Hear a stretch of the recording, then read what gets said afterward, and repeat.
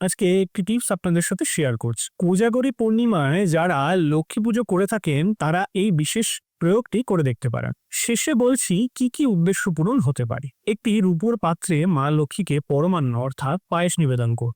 পূজা শেষ করে ভোগ নিবেদন হয়ে গেলে সেই পায়েসের বাটিটি নিয়ে ছাদে গিয়ে চাঁদের আলোয় 10 থেকে 15 মিনিট রেখে দিই। পোকামাকড় বা নোংরা থেকে বাঁচাতে পাত্রের ওপর একটি জালি বা চালনি দিয়ে ঢাকা দিয়ে রাখতে পারেন। এবার নিজের শুভ মনস্কামনা জানান। আপনার বাড়িতে যদি কোনো অসুস্থ অথবা বিবাহযোগ্য মানুষ থাকেন তাহলে প্রথমে তাকে ওই পরমান্ন প্রসাদ খাওয়ান, তারপর আপনারা বাকিরা গ্রহণ করুন। দেখবেন আপনার শুভ মনস্কামনা পূরণ হবে, আপনি সমস্যামুক্ত হবেন। করে দেখুন। বড় কোনো সমস্যা হলে অবশ্যই কোনো বিশেষজ্ঞ অ্যাস্ট্রোলজারের পরামর্শ নিতে ভুলে যাবেন না। আর এরকম আরো টিপস পেতে সাবস্ক্রাইব করতে হবে আমার চ্যানেলটিকে। নমস্কার।